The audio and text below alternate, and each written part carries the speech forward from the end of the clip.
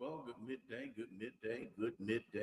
midday to you, one and all. Our prayer is that God is just blessing you and providing for you and being there for you every step of the way.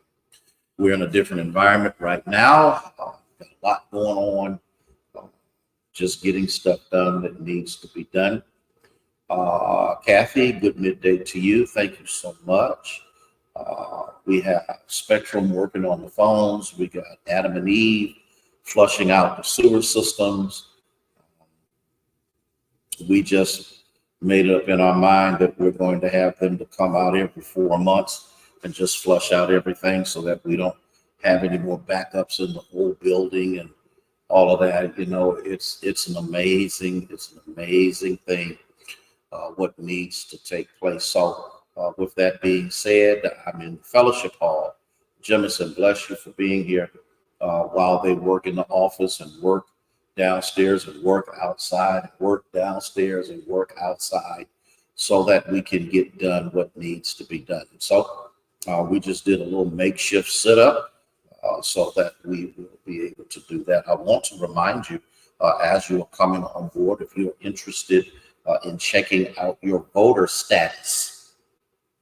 And I think that's extremely important for us to know.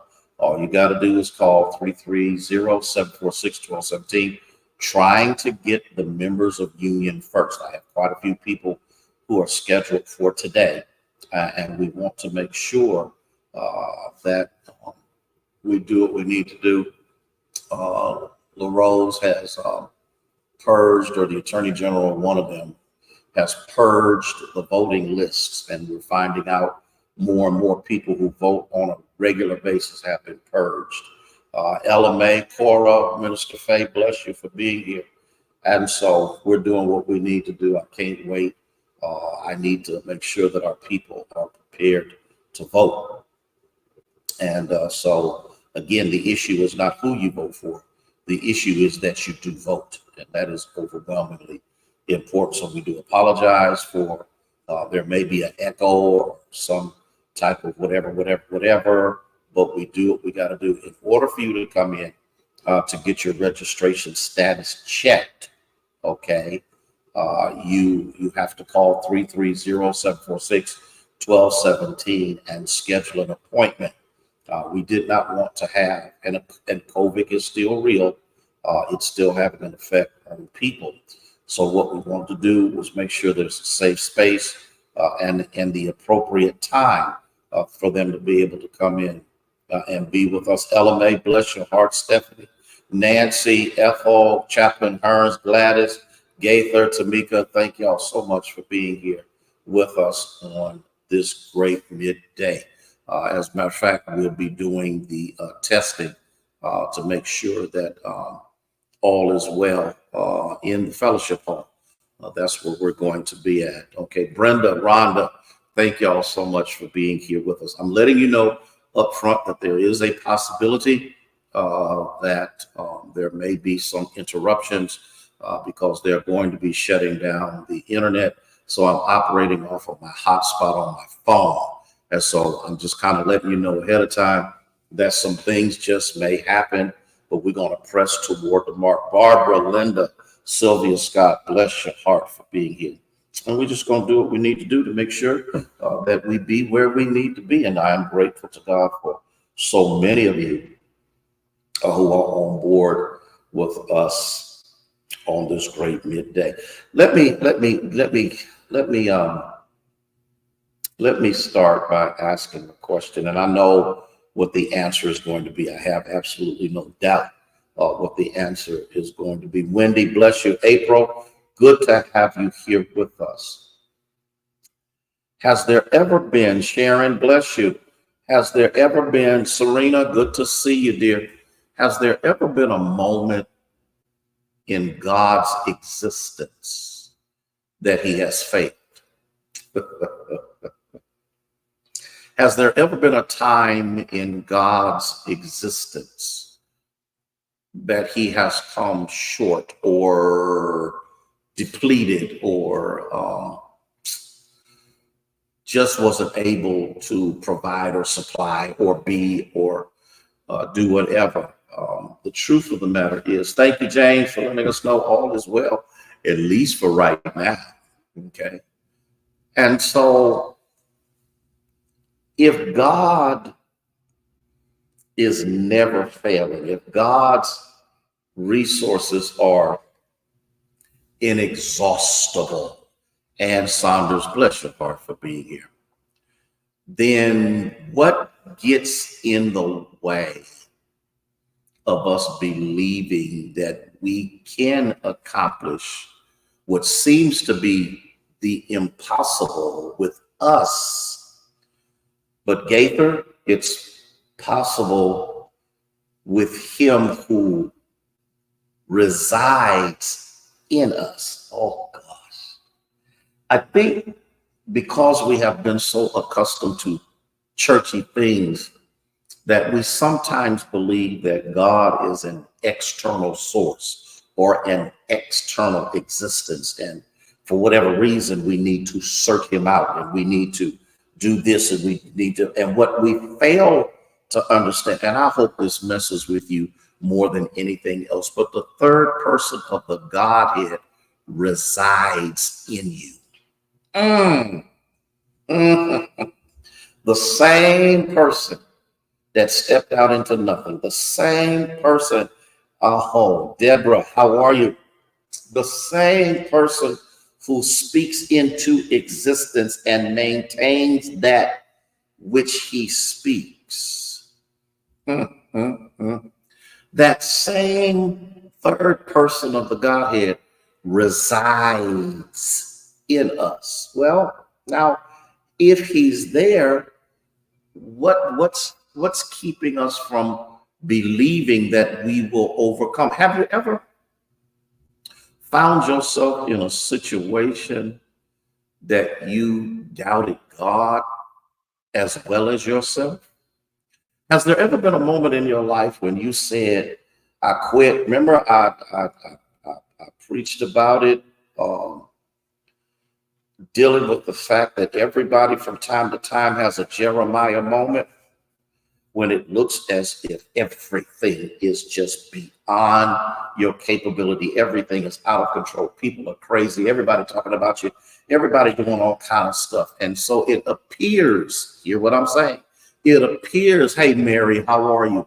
It appears that God is not concerned and God is not really involved in anything. And what we fail to, I want you to get this, what we fail to understand is God is already in our now and our soon to be all at the same time, which means what? If I know, Lavonda, bless you for being here. If I know he is able, if I know he's dependable, if I know that in no uncertain terms that I can believe him when I can't believe anybody else, what stops me from being victorious? What stops me from being powerful in Christ? And when I talk about being powerful in Christ, I'm not always talking about laying hands on folks and miracles and all of that. And that's all of that is legitimate and all of that is valid. All of it is. But if that's the case, hey, Mary, how are you down in the natty? If we know this, who's in the way of victory? Who's in the way of breakthroughs? Who's in the way of overcoming power? What is it? And we get excited on Sunday morning because Sunday morning was just absolutely ridiculous at 5:28. I mean, it was just like the Lord just kept pouring and pouring and pouring and pouring and pouring. But after the enthusiasm is gone, what do we do? How do we live? How do we function? Do we keep telling ourselves what we can't do? Do we keep telling ourselves what we can't accomplish? Do we keep telling ourselves? I want to look at something, and I want us to look at this really, really well. Romans chapter 8, verse 37. Romans chapter 8. It's okay, Sharon. Romans chapter 8, verse 37. It says, in all things, We are more than conquerors through him who loves us. Can I deal with this in all things? Listen, okay, I hope y'all ready for this. Even in the worst of times, I will conquer. Even in the most detrimental moments in my life, no matter how dark or dreary or how long the issue continues to drag itself out, I can, in all things, at the bottom of the barrel, I'm still a conqueror. In the midst of my misery, I'm still a conqueror. In the midst of misunderstandings, I'm still a conqueror.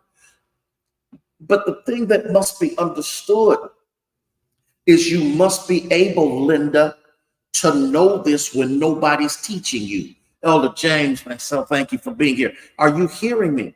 It has to be something that's inside your spirit that look, Jeremiah, I preached about it. I preached about it.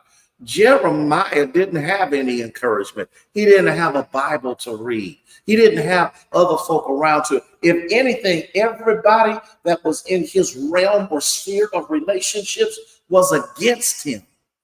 How well do you function when you can't find a friend? How well do you manage when you can't find a friend? Hey, Irma, how are you? He says here, in all these things, we are more than conquerors, which means what? There is not a device that the enemy can launch at you that can stop your progress. There's not a devilish, demonic move that the enemy may throw in your path that you don't have the power and the capability to overcome. Did you hear what I said? You got to know it. And it's got to be more than what you get on a snapshot. It's got to be something that you tell yourself on a regular basis. Can I go just a little bit further? Can I go another step further? Can I take this another step further? How do I know it? It's because he loves me. Now, y'all need to catch this if you don't catch how much time. Y'all need to catch this if you don't catch anything else. It is his love towards us that the provisions are made. It is his love toward us that he tells us that we are more than a conqueror. Jaleesa, how are you? Valerie, good to have you here. It's listen, love is the greatest motivator that has ever existed. Love makes you go out of your way. Love takes you through those moments of exhaustion. If for whatever reason you still seem to find some help, love will cause you to be there in the worst of times in somebody else's life. Can I talk about this for just a moment? Why do you think I act like I do? Because he loves me as I am. He already knows what I shall be, but he doesn't wait until I get there to start loving me. I'm about to shout. Let me cut this out. I got folk in here working, and I'm getting ready to act a fool up in here. When I'm down, all I got to do is think about his love. When I feel rejected, all I got to do is think about his love. When I feel isolated, all I got to do is think about his love. When it looks like I can't find a friend or I'm broke and I don't know what to do and my whole world is falling apart, all I got to do is sit down for just a moment and look back over my life. You do a Jeremiah moment. You look back over your life and you see the things that God has brought you through. You see the moments where God has helped you. You see those times in your life when you quit, but he didn't. Oh, that's the shout right there. If you don't get a shout no place else. When I gave up, he didn't. When I quit, he didn't. When I said enough, he didn't. And in the midst of that, it rejuvenates me, okay? It causes me to recognize that who I am in Christ is more powerful than any situation that can come against me. Oh, bless his holy name. But I gotta learn how to quit walking by what I see and start living in what I know. I know that I'm more than a conqueror. I know that I will overcome. I know I'm the head and not the tail. I know I can do all things through him who strengthens me. I know. Y'all got to catch that. And that's something you may have to tell yourself in the morning when you get up before you get your cup of coffee. I know that I will overcome. I know I will have a good day. I don't care what happens in my life. I know that I will be able to make it. I know I can take it because I can take a licking and keep on ticking because of who's on the inside of me. He's my all in all, my everything, the I am that I am. He is everything I have needed him to be, and then some. I'm going to come back on tomorrow. We're going to talk about this just a little bit more, and then I'm going to move on into the next thing because I feel like running. I feel like shouting. I feel like, listen, y'all, listen. I want you to have a fabulously powerful day in the Lord. I don't care if you did wake up on the wrong side of the bed. I don't care when you laid down last night, mess was going on, and when you got up, the mess was still there. You better remember who is on your side. Man, I love y'all with the love of Jesus, who is the Christ. Come on, Rhonda. Keep on running. Keep on shouting. Keep on praising him. Why? Because I can do all things through Christ who strengthens me. May God bless you. May he keep you, is our prayer.